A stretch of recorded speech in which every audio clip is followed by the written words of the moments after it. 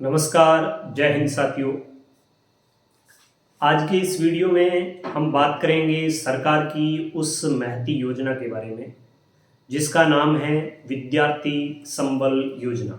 Guest faculty के रूप में सरकार विद्यालयों में जो शिक्षक लगाने जा रही है उसके बारे में हम बात करेंगे कि इसकी चयन प्रक्रिया क्या रहेगी, इसकी शैक्षणिक योग्यता क्या रहेगी, आवेदन हम कैसे करें, कौन इसके लिए आवेदन करें, कौन इसके लिए आवेदन नहीं करें। इन तमाम बातों के बारे में हम इस वीडियो में बात करेंगे। तो वीडियो में आगे बढ़ने से पहले मेरा आपसे निवेदन है कि आप इस जानकारी को प्रत्येक ऐसे अभ्यर्थी तक पहुंचाएं ताकि वो आसानी से अपना आवेदन कर सकें और जान सकें कि किस प्रकार आवेदन करना है और आगे की प्रक्रिया क्या रहेगी। तो आपने सभी ने इस विज्ञप्ति के बारे में सही ढंग से पढ़ा होगा, आपने जाना होगा, आपने पेमेंट के बारे में भी जाना होगा, रिक्त पदों के बारे में भी जाना होगा। तो इसमें सबसे पहले 1 नवंबर को रिक्त पदों का विवरण संबंधित पीओ विद्यालय के नोटिस बोर्ड पर, ग्राम पंचायत के सार्वजनिक स्थल पर चस्पा करके और आवेदन है वो आमंत्रित करेगा। 1 तारीख को यानी 1 नवंबर को विज्ञप्ति निकाली जाएगी। एक तरीके से ये माने आप सभी को सूचना मिल जाएगी कि कौन कौन से पद रिक्त है और कौन कौन से पदों पर यह भर्ती है वो होनी। तो इसके लिए कुछ विद्यालय ऐसे हैं जो IFMS है उस पर रिक्त पदों का विवरण अलग है, शाला दर्पण पर अलग है। तो यदि मैं मेरे मतानुसार बताऊं आपको तो दोनों पे जो सेम पोस्टें खाली बताई जाएगी उन्हीं पर संबंधित पीओ है वो इन पदों की नियुक्ति देगा। तो आपने ये तो सब जान लिया। अब इसकी चयन प्रक्रिया क्या होगी? तो इसकी चयन प्रक्रिया यह होगी कि पीओ की अध्यक्षता में 2 वरिष्ठतम व्याख्याता या 2 वरिष्ठ शिक्षक, इनकी 3 व्यक्तियों की एक समिति बनेगी। उस समिति के माध्यम से आवेदन आमंत्रित किए जाएंगे और आवेदनों की जांच की जाएगी। तो इसमें कौन सा अभ्यर्थी योग्य है ये बिल्कुल निष्पक्ष तरीके से होगा, बिल्कुल निष्पक्ष तरीके से होगा। ऐसी वैकेंसियों में अक्सर जेक चेक की बात करें, सिफारिश की बात करें या और किसी माध्यम से पद भरने की चेष्टा की जाती है। लेकिन मैं जो आवेदन कर रहे हैं उनके लिए भी बता दूं, जो आवेदन ले रहे हैं उनके लिए भी बता दूं कि बिल्कुल निष्पक्षता के साथ ये काम होगा। अन्यथा इसमें आपत्तियां मांगने का सिस्टम भी है। यदि किसी का गलत तरीके से चयन होता है तो मेरिट क्रमांक में पीछे रहने वाले अभ्यर्थी आपत्ति लगाएंगे और यदि वह गलत पाया जाता है तो उसे तुरंत हटाया भी जाएगा।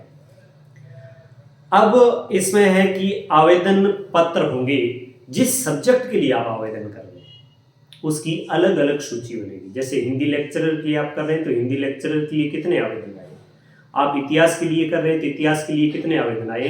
अलग अलग विषय वाइज, अलग अलग पद वाइज इन आवेदन पत्रों की सूची बनेगी।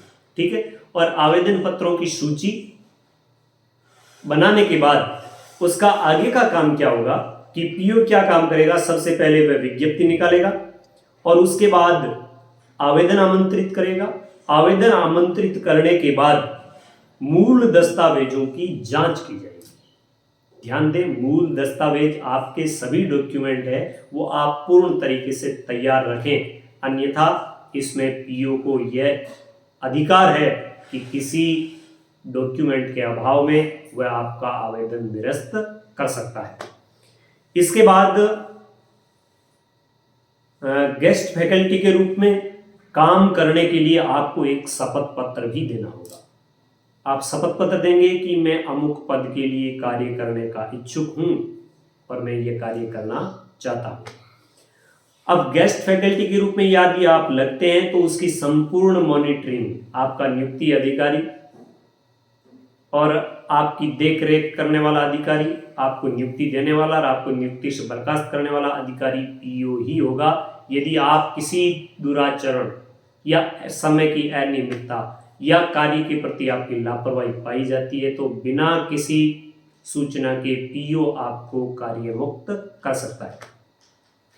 और इसके लिए योग्यता, अब बात करूं योग्यता की, तो यदि आप किसी लेक्चरर पोस्ट के लिए आवेदन कर रहे हैं तो आपके एमए, एमएससी या एमकॉम होना जरूरी है, मय बीएड। यदि आप सेकंड ग्रेड के किसी पद के लिए कर रहे हैं तो आपके लिए बीए, बीकॉम, बीएससी, मय बीएड होना जरूरी है। यदि आप L2 के लिए आवेदन कर रहे हैं तो आपके बीए, बीएसटीसी या बीएड अनिवार्य रूप से होना चाहिए। यदि आप L1 के लिए कर रहे हैं तो 12th पास प्लस आपके पास बीएसटीसी पास का, और L1, L2 दोनों के लिए रीट परीक्षा पास करने का सर्टिफिकेट होना अनिवार्य है। इस बात को सभी ध्यान दें। यदि आप L1, L2 के लिए आवेदन कर रहे हैं तो आप रीट पात्रता परीक्षा पास किए हुए होने चाहिए। लेकिन हाँ, जो सेवानिवृत्त शिक्षक है उनके लिए रीट की कोई बाध्यता नहीं है। अब इसमें सबसे महत्वपूर्ण जानकारी यह है कि आपको कितने क्लास दिए जाएंगे। तो इसके बारे में मैं आपको बता दूं कि आपको लेवल 1 और लेवल द्वितीय है, उनके लिए प्रति क्लास 60 मिनट का रखा है। प्रति क्लास का मतलब विद्यालय में 40 मिनट का पीरियड होता है, उससे आप नहीं ले सकते।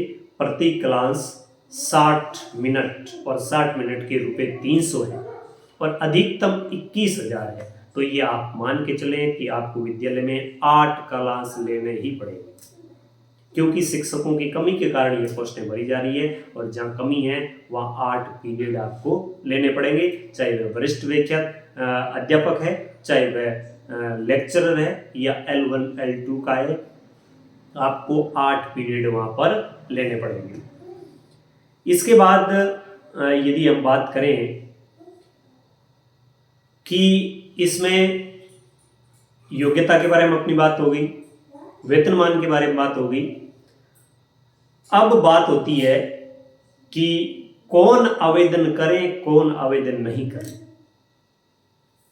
तो इसके बारे में मैं आपको एक तरीके से बिल्कुल क्लियर जानकारी दे दूं कि जो अभ्यर्थी किसी न किसी परीक्षा की तैयारी करते हैं, जिनकी तैयारी अच्छी है, पिछले कई वर्षों से तैयारी कर रहे हैं, उनका सपना है स्थायी नौकरी करना, वे अभ्यर्थी अपने कैरियर को ध्यान में रखते हुए यदि इसके लिए आवेदन नहीं करते हैं तो उनके लिए ये अच्छा रहेगा। यदि उनके पास ऑप्शन है तैयारी करने का, यदि वो तैयारी करने में सक्षम है और अपने बल पर स्थायी यदि कोई रोजगार चाहते हैं, तो 2-4 महीने की नौकरी के लालच में, चंद पैसों के लालच में आप इसके लिए आवेदन नहीं करें।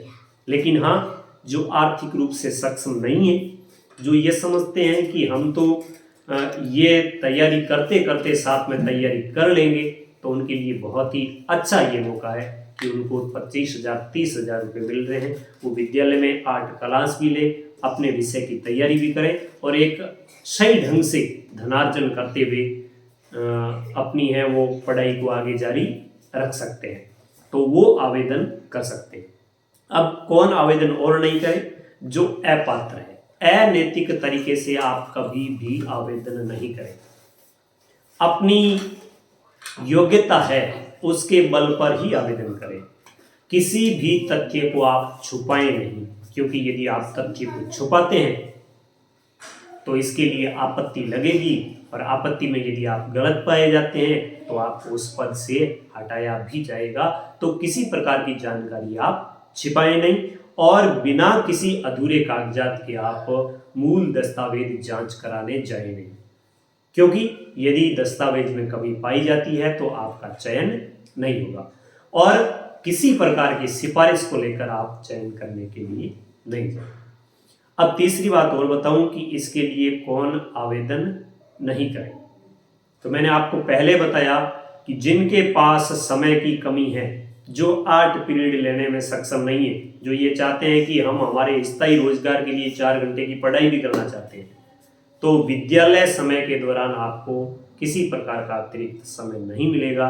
इसलिए ऐसे अभ्यर्थी जो तन मन से किसी टारगेट को लेकर पढ़ाई कर रहे हैं वो इस पद के लिए आवेदन नहीं करें।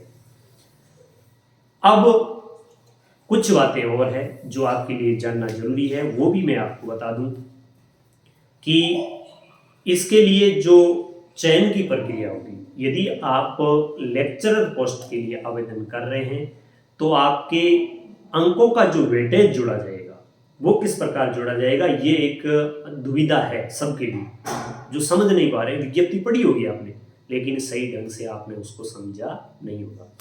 तो यदि आप लेक्चरर पोस्ट के लिए जा रहे हैं तो एमए, एमएससी, एमकॉम ये जो डिग्री है इनके 75% अंक जोड़े जाएंगे प्लस 25% आपके बीएड के जोड़े जाएंगे।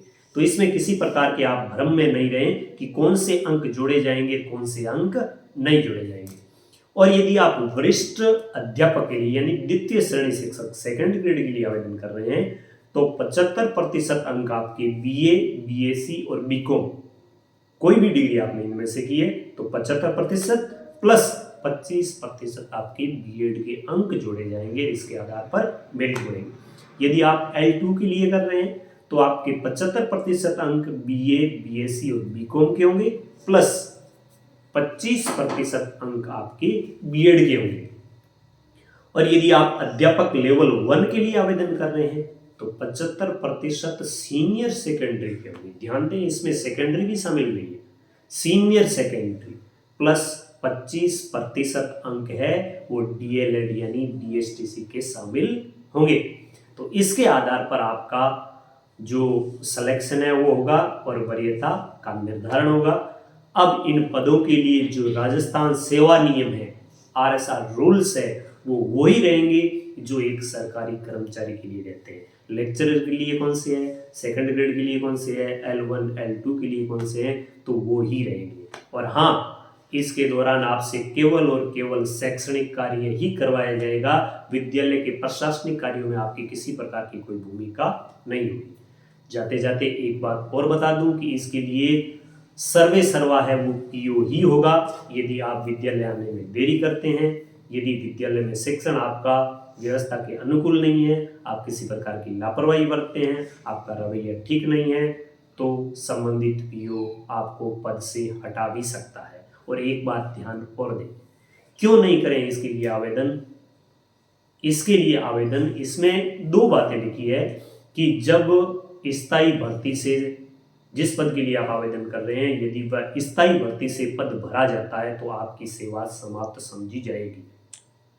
तो इस कारण हो सकता है आपने आज ज्वाइनिंग की और कल कोई ट्रांसफर से या नई भर्ती से कोई आ जाता है तो आपका पद समाप्त समझा जाएगा। और एक विशेष बात जो अति महत्वपूर्ण बात है, शायद विज्ञप्ति में आपने किसी ने उसकी ओर ध्यान नहीं दिया होगा, उसमें एक शब्द लिखा हुआ है कि सत्रांत आपका पद समाप्त समझा जाएगा। स्थायी भर्ती या नियमित कार्मिक के कार्य ग्रहण करते ही या सत्रांत जो भी पहले हो आपका पद समाप्त समझा जाएगा। इसका मतलब यह है कि यदि आप नवंबर के महीने में ज्वाइनिंग करते हैं, मई के महीने में विद्यालयों का मध्यावधि अवकाश होता है, तो उस समय आपकी नियुक्ति स्वतः ही निरस्त समझी जाएगी, चाहे कोई ज्वाइन करे या नहीं करे। उसमें स्पष्ट लिखा है कि नियमित पद भरने पर या सत्रांत, सत्र का जैसे ही अंत होगा तो आपकी सेवा समाप्त समझी जाएगी। तो साथियों, ये थी एक गेस्ट फैकल्टी की जानकारी।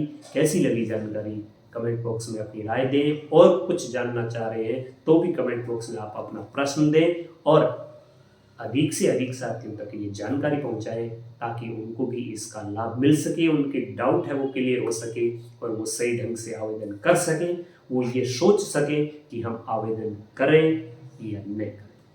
मिलेंगे और किसी ज्ञानवर्धक जानकारी के साथ, तब तक आइए दीजिए। नमस्कार, जय हिंद।